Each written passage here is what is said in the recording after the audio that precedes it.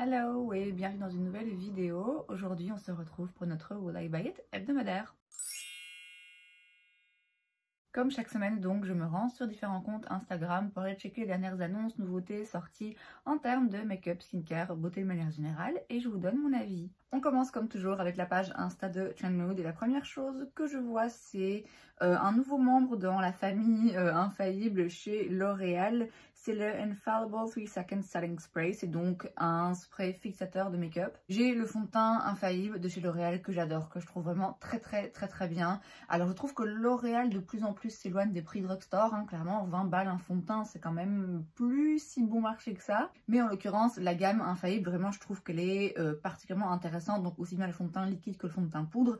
Là il y a donc un spray fixateur, maintenant je vois pas le prix. L'Oréal c'est pas une marque que j'achète. De toute façon, bon, un spray fixateur, a priori, c'est pas le genre de produit dont je raffole particulièrement. Ensuite, chez Sephora, on a des nouveaux produits dans la gamme Sephora Care. On a tout d'abord le Make It Glow, qui est un highlighter liquide qui existe en 3 teintes et qui... Comme ça, en voyant les photos, ça a l'air un peu pailleté et en même temps... pas brillant, vous voyez, ça a l'air de tomber un petit peu à plat. Maintenant parfois c'est difficile hein, de se faire une opinion uniquement sur une photo. Ensuite on a le Make It Bronze et donc là c'est un bronzer en stick. Bon ça c'est déjà un petit peu plus intéressant. Cela étant dit, d'une part j'ai déjà des sticks bronzer et des bronzers en crème que j'aime beaucoup. Donc je sais pas si c'est bien nécessaire. Et d'autre part, de toute façon, j'achète pas dans la marque Sephora, donc c'est pas pour moi. Ensuite, chez Makeup Eraser, on a un nouveau petit set pour la Saint-Valentin. C'est le Strawberry Fields 7 Day Set, ça coûte 25 $. J'ai un petit set comme ça de petites lingettes démaquillantes là de chez The Makeup Eraser. Je les trouve vraiment très bien, très pratiques. Ça fait longtemps hein, que j'utilise ça et que j'utilise plus de coton démaquillant et je trouve que c'est vraiment intéressant. Alors certes, ça coûte 25 balles, mais c'est réutilisable un nombre presque illimité de fois. Alors à un moment donné, il va falloir en changer, hein. Mais pour le coup, vous pouvez vraiment les réutiliser beaucoup de fois et finalement sur la durée bah ça va vous coûter moins cher que de racheter à chaque fois des cotons et puis la planète va vous remercier. Votre peau aussi hein, parce que je trouve ça vachement plus agréable que les cotons qui parfois sont un petit peu rêches là vous voyez. Enfin bref, ce genre de petit set je trouve ça très intéressant. Moi j'en ai un donc j'en ai pas besoin. Celui-là avec des fraises voilà il est mignon, si ça vous intéresse pourquoi pas. Ensuite chez MAC on a le Jelly Slime All Over Highlighter. C'est donc un highlighter en gel, je vois pas le prix. Alors si je comprends bien ça va être disponible le 24 janvier, oui c'est passé déjà, uniquement sur le site US et en fait c'est en édition très limitée puisqu'ils en font que 500 exemplaires. Bon de toute façon c'est un peu particulier comme produit. Alors de base un highlighter en version gelée comme ça, bon, je suis pas contre tester, même si à mon avis c'est un truc qui va détruire un petit peu ce qui est en dessous, qui doit pas être hyper facile à l'utilisation. Mais bon là les couleurs sont pas...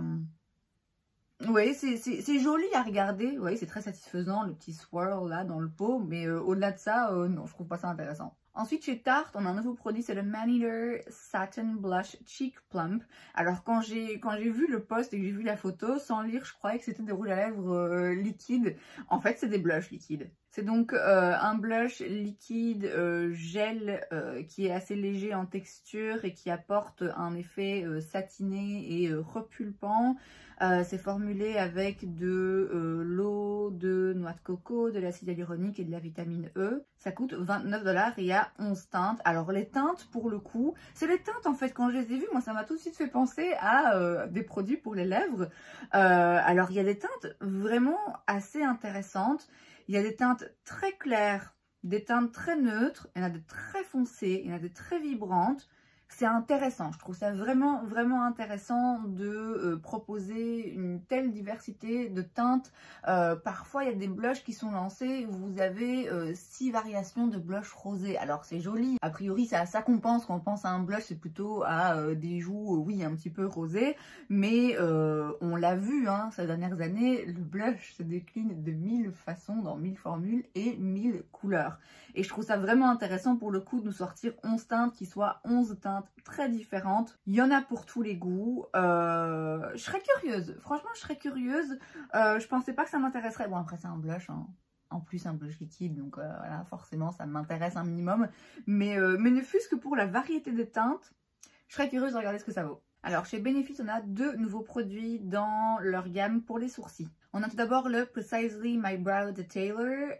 C'est donc un crayon à sourcils très précis puisque la mine fait 0,8 mm. Donc, ok, c'est vraiment très petit. Ça existe en 6 teintes. Alors, je ne suis pas contre hein, des crayons très précis. Mais un truc aussi précis que ça, moi je me pose la question quand même, dans quelle mesure est-ce que ça risque de casser un petit peu vite et de se vider très vite aussi. Alors je vois pas le prix, mais j'imagine que ça coûte 20 balles. S'il faut le remplacer toutes les 2 semaines, ça va commencer à faire un petit peu cher. Ensuite on a le Precisely My Brow Wax, qui est donc une cire à sourcils, hein, j'imagine, mais si je vois bien la photo là, c'est un petit goupillon.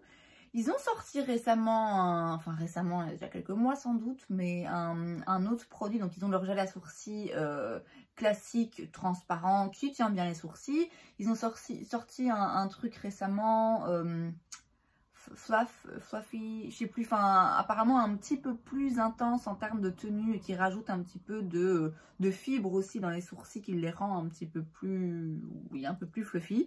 Je serais curieuse de voir en quoi ça diffère ici en termes de texture et de formulation. Après, encore une fois, j'achète pas de produits dans la marque, j'achète plus de produits a priori dans la marque Benefit, donc je pourrais pas le tester de moi-même, mais bon, pourquoi pas, ils sont doués hein, pour les produits à sourcils a priori, même si moi c'est pas mes préférés, donc ma foi, oui, des nouveaux produits chez eux, c'est quand même un peu intéressant. Ensuite, chez Clarins, on a des nouvelles teintes dans leur Lip Comfort Oil. On a le Passionate Pink, Daring Orange et Joyful Yellow. Ça coûte 30 $ chaque. Alors, on dirait que c'est un petit peu plus intense en termes de pigmentation et d'opacité, j'ai l'impression.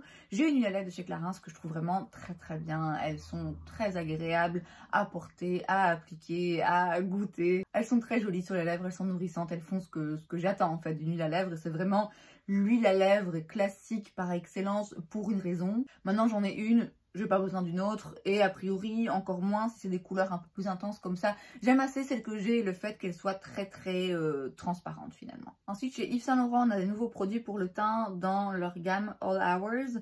On a tout d'abord la All Hours Hyper Finish Powder. C'est donc une poudre de finition qui matifie, qui réduit aussi l'apparence des pores et lisse la texture de la peau. Il y a un pinceau qui va avec et ça existe en 11 teintes. Alors 11 teintes c'est pas dingue, mais après c'est une poudre de finition. Donc une poudre de finition, c'est pas quelque chose qui va énormément teinter, hein, c'est vraiment juste, comme son nom l'indique, pour finir le make-up, pour faire tenir un petit peu tout en place, pour rapporter un côté un petit peu plus lumineux, ou un petit peu plus satiné, ou un petit peu plus mat en fonction à la peau. Donc il y a une translucide et puis 10 couleurs différentes, mais pour le coup, comme c'est pas un fond de teint poudre qui va vraiment apporter beaucoup de pigmentation, les 10 teintes ne me dérangent pas. 10 teintes pour une poudre de finition, franchement, c'est bien. Ensuite, on a le All Hours Hyper Bronze Powder. C'est donc un bronzer en poudre qui, là, existe en 5 teintes. Et alors là, par contre, alors 5 teintes de bronzer, c'est bien. Mais là, en l'occurrence, j'ai pas l'impression qu'il y ait beaucoup de diversité dans les teintes. Hein. Alors, il y a une photo plus loin où on voit les swatchs et...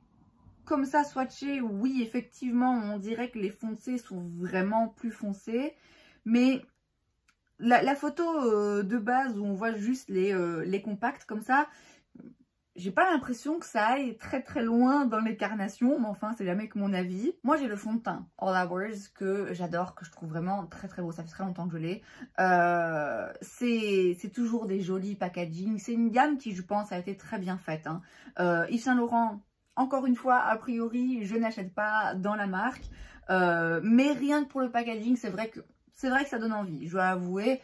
Après, bon, c'est un bronzer, poudre, j'en ai déjà, a priori, j'en ai pas besoin.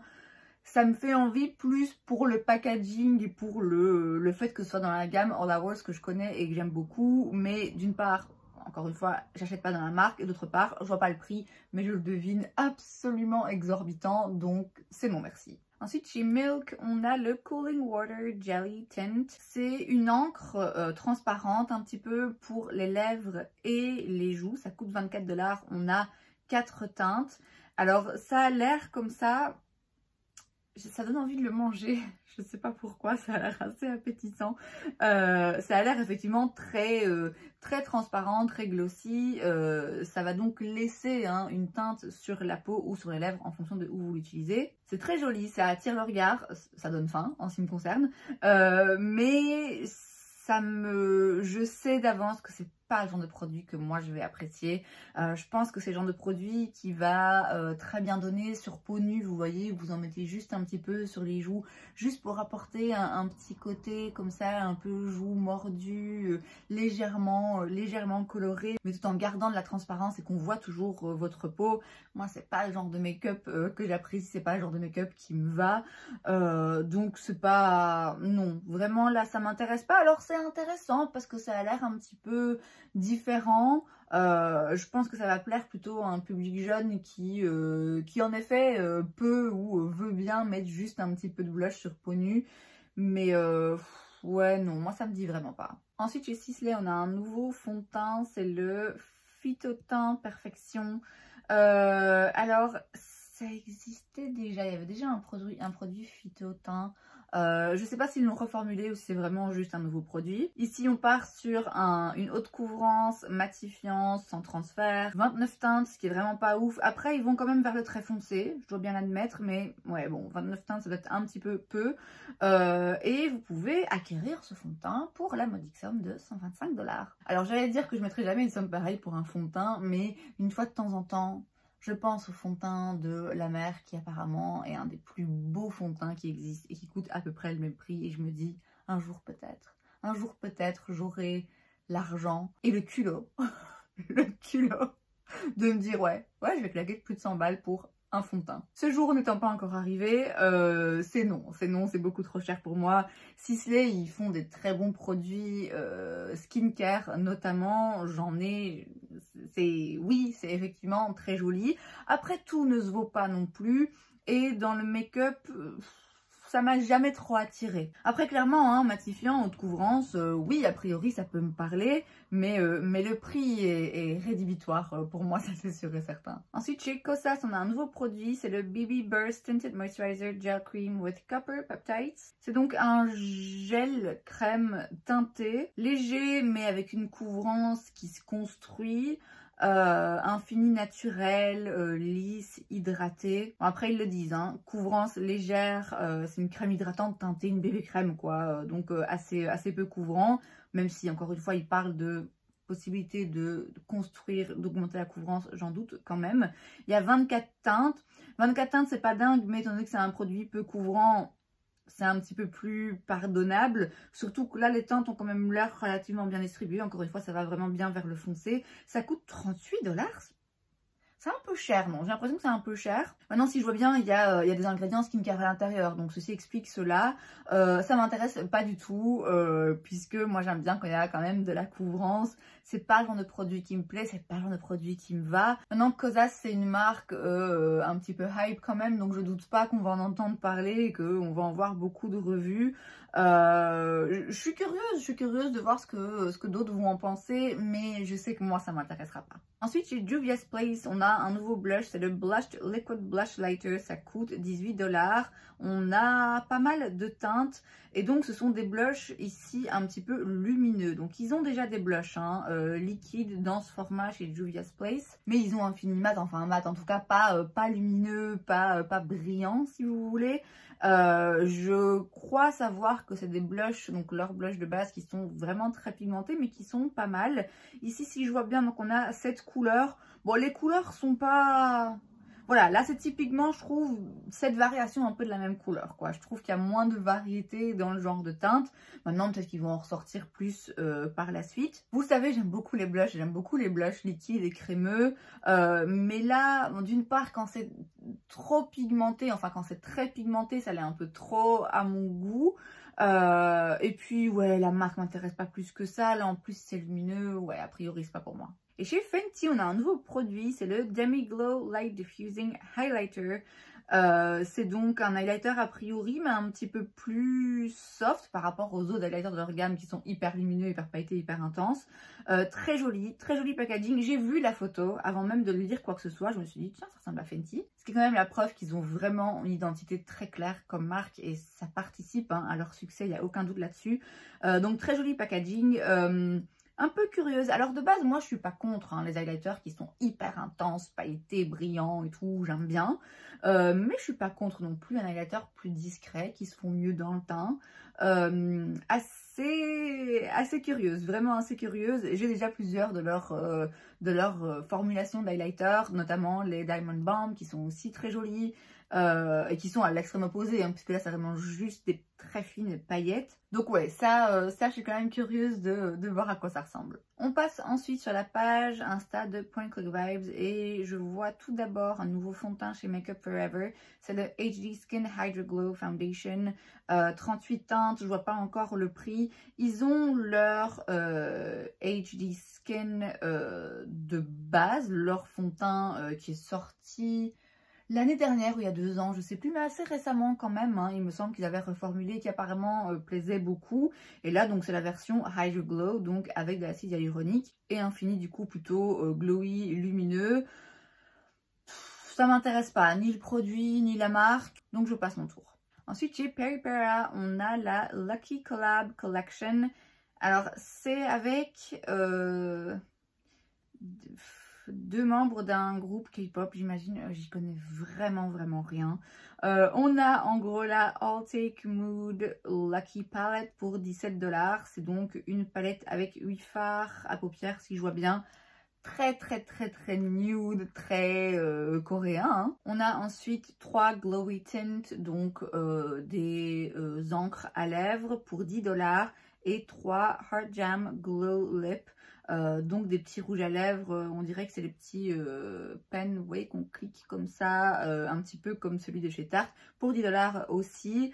Ouais, c'est mignon, c'est rien, moi, qui m'intéresse particulièrement, mais c'est mignon, je doute pas que ça va plaire à beaucoup de gens, notamment aux fans de K-pop. C'est pas mon cas, j'y connais rien, comme je vous l'ai dit. J'ai déjà testé 2-3 produits dans la marque Peripera et c'est vrai que c'est pas mal, je serais curieuse d'en tester plus.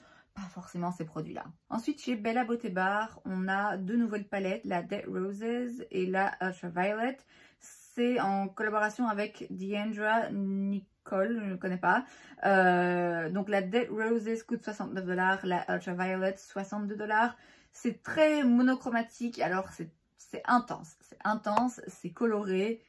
Pas a priori vraiment mes couleurs, c'est pas le genre d'harmonie de couleurs, le genre de palette qui me parle particulièrement, c'est pas donné non plus hein. Bon, après vous allez me dire c'est toujours moins cher que Natasha Denona, mais Natasha Denona fait des harmonies de couleurs qui me plaisent un petit peu plus, là non c'est pas pour moi. Et enfin, on termine avec Beauty Bay qui nous lance une palette pour la Saint-Valentin. C'est la Reckless Romance Palette. Ça coûte 22 $. Donc là, c'est quand même beaucoup plus approprié, je trouve, pour 20 teintes.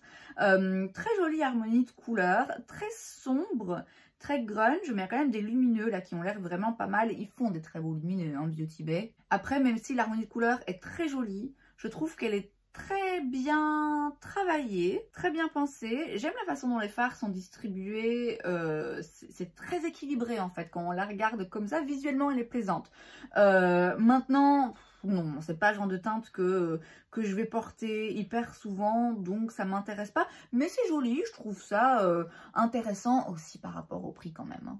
Et c'est donc tout pour cette vidéo, j'espère que ça vous a plu. Si c'est le cas, n'hésitez pas à laisser un like. Vous pouvez aussi vous abonner à ma chaîne parce que c'est gratuit, donc pourquoi pas. Et moi, je vous vois la prochaine fois. Bye!